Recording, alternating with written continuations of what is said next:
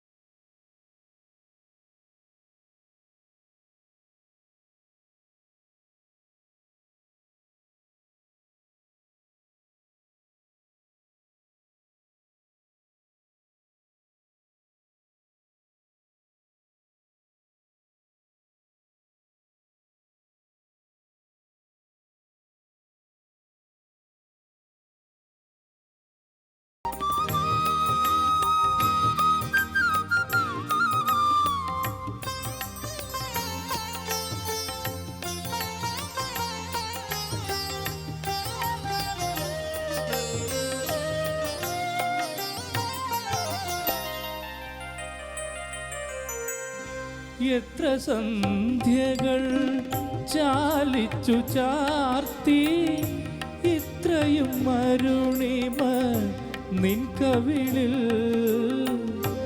എത്ര സന്ധ്യകൾ ചാലിച്ചു ചാർത്തി ഇത്രയും അരുണിമ നിൻ കവിളിൽ. എത്ര സമുദ്ര ഹൃദംഗം ചാർത്തി ഇത്രയും നീലിമ എൻ്റെ കണ്ണിൽ.